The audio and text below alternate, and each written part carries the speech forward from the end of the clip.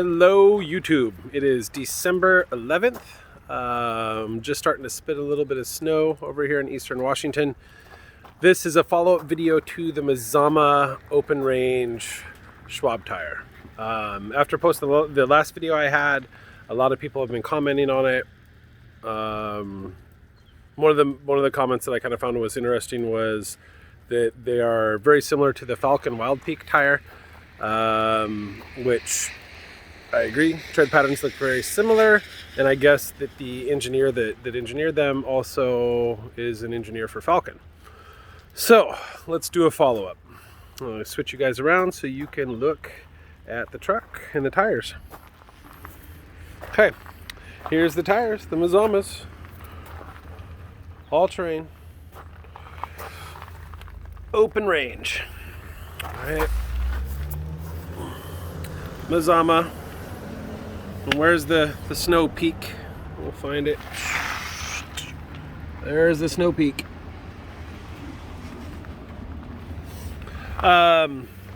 Overall wear, I've had these for, I don't know, like I think right around 15,000 miles. They're wearing okay. Not unpleased with it in any way, shape, or form. I was making another video on some upgrades that I've done to my truck, and I'm sorry for all the road noise. I live on a busy street and it's lunchtime, so bear with me. I was making another video about the upgrades I've done to my truck, and I'm sorry people don't really seem to be too interested in those because I'm not like actively filming me doing them. Anyway, you'll notice some rough country fender flares on here. Anyways, back to this Mazama tires. They're holding up good.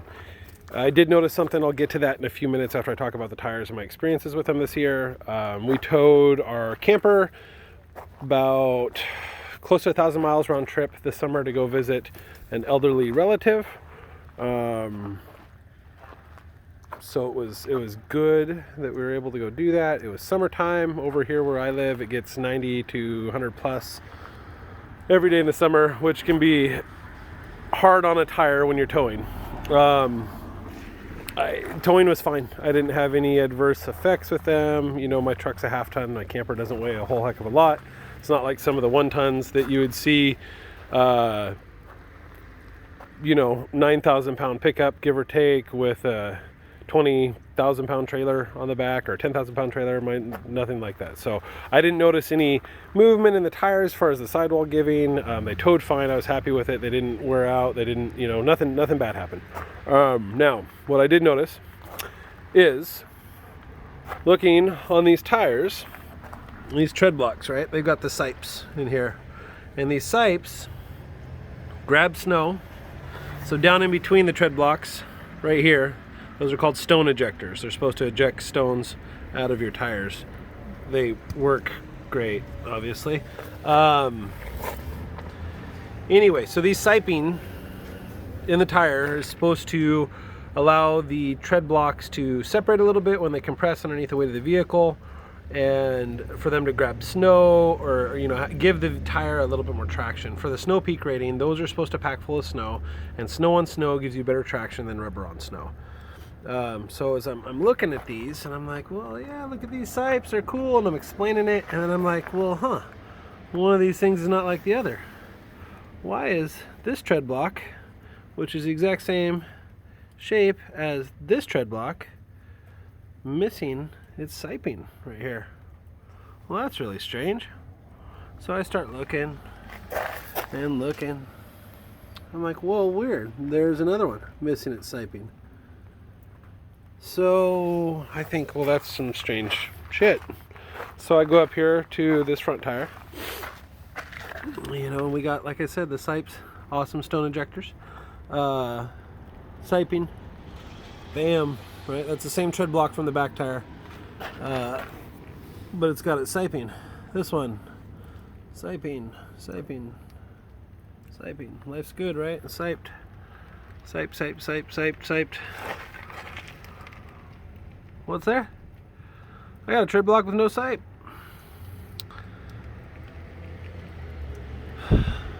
Another one. they're only on these 2 passenger tires. I looked at the other 2 tires on the driver's side the best I could. I don't find those spots on them. Just, it's 2 or 3 tread blocks on both tires on the passenger side. Do I think that that's gonna cause problems? Probably not. Is it an inconsistency with the tire? Sure the heck is. Is it an inconsistency that you might not find on a name brand tire that's not a Les Schwab manufactured tire? Nothing against Les Schwab's, but Open Range is not a Toyo. It's not a BFG, right? It's not a Cooper, not a Yokohama. So yeah, YouTubers, what I'm really eager to hear what you guys have to say about that. You know, and here's the deal. Just all bullshit aside, right? All bullshit aside, cut and dry. Les Schwab used to push Toyos. I have heard my Les Schwab is selling their inventory of Toyos and is no longer offering Toyos for sale. Toyo used to be exclusively through Les Schwab's. They now, you can buy Toyos at Walmart. You can buy Toyos at a lot of different places. No longer just at Schwab's. So I was told that because of that, because they're not exclusive anymore at Schwab's, Schwab's is no longer offering them. I had a friend that went in to get tires for his, that was a diesel. Coincidentally, I'm talking about a diesel. I had a friend that went in to get tires for his diesel, his 1-ton Chevy Duramax. And he's been a Schwab guy for like 40 years. Asked me about my tires. I said I liked them, but you know, you can go get a Falcon Wild Peak for cheaper. Falcon Wild Peaks have a little bit bigger tread blocks, in my opinion, a little bit bigger gaps in between the tread, in my opinion, so a little bit more of a rugged off-road tire, in my opinion. I'm not a tire guy, I'm just a consumer.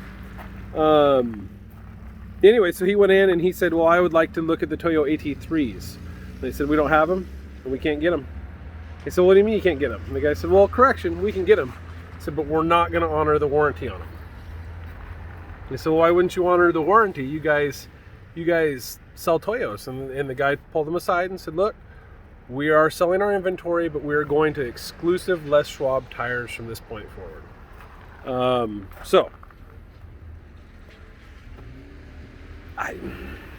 These tires were like, well, Schwab's took my Toyos off here because I was having problems with them because they mounted a too narrow of a tire on my rim and caused the tires to go out of round. Well, not all of them, one of them. So I got these tires put on here, unbeknownst to me. After taking my Toyos in a dozen times, give or take, in like a 6-month to a year period to have them balanced, and they couldn't balance them. And then talking to Toyo themselves and telling them my tires and my rim size. They said, well, what's the width is your rim? I said, I got a 10-inch wide rim. They said, what width is your tire? They're a 285. And they said, whoa, that's the problem. That's too narrow of a tire on that rim. It's stretching it, and it can cause those to go out of round. So Schwab's was going to take my tires and warranty them and give me these Mazamas, which I was totally content with. But then they told me Toyo wouldn't take them back. Well, it makes sense. They screwed up and put a too narrow of a tire on too wide of a rim, voiding Toyo's warranty. I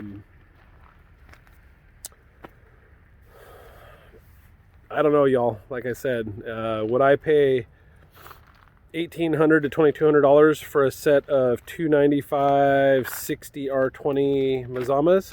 Or would I go to somewhere else and get a set of Falcon Wild Peaks for $1,400 to $1,600?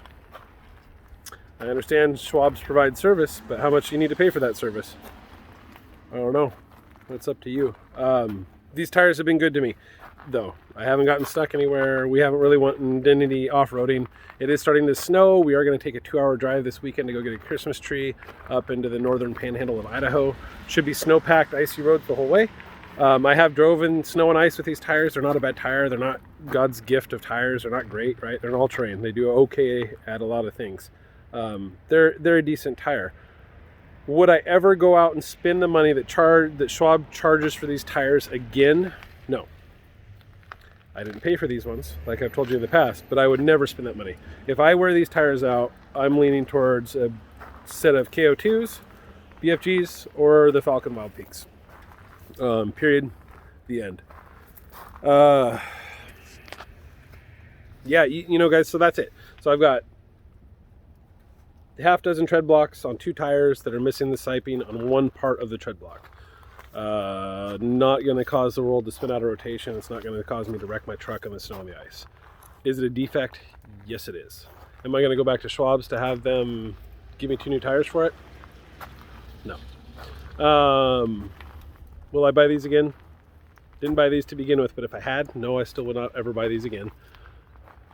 And that's kind of the thing too, you know, once you get into a tire with warranty, I've only set of tires that I've ever had in my life that went past the warranty was a set of Yokohama highway tires.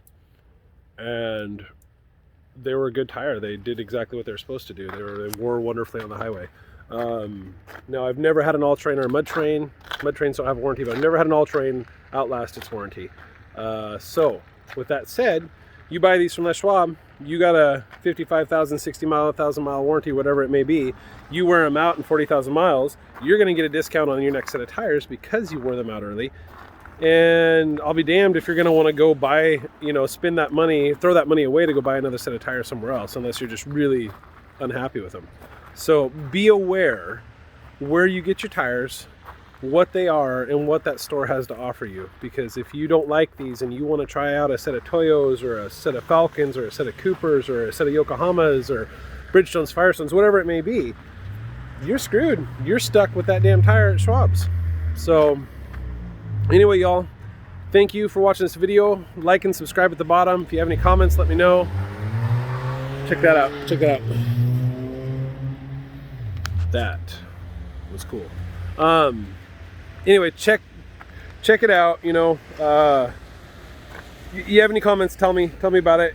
Again, filming with a Samsung phone, so the video sucks, and getting scruffy. I like that. The beard's cool.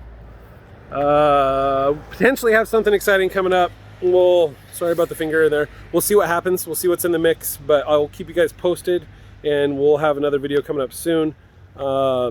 Really quick, the upgrades I've done on the truck, I'm not going to go through every detail about them, but since COVID started in March, I kind of just did crap on the truck and was so busy with kids and work that I didn't really care about uploading. So I apologize, because I know that's a major form of entertainment for a lot of people, and it gives me an outlet, gives you an outlet. So anyway, rough country fender flares. My tires stuck out 1.5 inches outside of my truck, so I put those on. I'm going to flip you guys around. They're good. I like them. They're easy to install. They save all the crap getting blown up on my truck. I put on a pair of Tough Country upper control arms because my truck is lifted on the front end, and Ford does not have any tolerance in those ball joints on the stock upper control arms. Makes my ride so much better. The Bilstein shocks are great. They still, I mean, they look brand freaking new. The Hellwig helper spring is been wonderful. Looks brand new. Did put on, before we started towing this summer with the camper, a AFE rear diff cover. It's gave me 600 extra horsepower, so I highly recommend it. No, just kidding. It helps cool the rear diff fluid and has gave me peace of mind knowing that I've got extra fluid capacity back there, and it's a little cooler when I'm towing. So those are the outside. Oh, put a new light up there, new lens. Replaced all the lights in there with Sylvania LEDs, so you can actually see in the bed of the truck. Inside of my truck's messy, I apologize, but put in some Cover King Neo Supreme front car seat covers. Due to my seat right here ripping and not wanting to get it reupholstered, so they match the interior with the gray and the black, and ended up putting in a touchscreen Kenwood deck because my old deck quit displaying everything. So, and that thing's been awesome. Plug it into my phone and it gives me driving directions, GPS. I can stream iHeartRadio on it, all the songs that I have on my phone play on it, so that's been awesome. You know what, honestly folks, the number one upgrade that I would have done to my truck that people would not think, and you probably don't even see it, is right inside of here. It is replacement bulbs. They're the V4 Supernovas from Headlight Revolution. Shout out to those guys. Those honestly are the number one upgrade as far as drivability and reward out of what they offer. The amount of light that I get and how much easier it is to see driving at night with my kids in the car, or when it's snowing and raining like this, I can see the lines and stuff on the road. It is crazy. And not only is it crazy how much brighter they are, Headlight Revolution has already tested all these things. They already know which one's the best. They're independent, they're a middleman. They don't get squat off of selling you their product, right? Sorry about that, studs. I had 2 bulbs go out about the same time. One of the chips went out. They sent me 2 new bulbs, no questions asked, within a week. Lifetime guaranteed product. They were expensive as heck. 100% worth it. That is, if I could tell anybody, like, hey, I want to start modding my car out, what should I do? Get LED replacement bulbs. If your lens is so fogged out, like mine's starting to get up here on the top, that wouldn't matter. I mean, obviously replace your housing, but those bulbs, hands down, number one, the best. And that may not be the case for your car. It may be something different, but Headlight Revolutions, they are the shit. So anyways, guys, I got like and subscribe. Merry Christmas. I hope everybody had a great Thanksgiving. Mazama Open Range tires, decent tire, has a defect. You can see it on mine. Your choice. Peace out.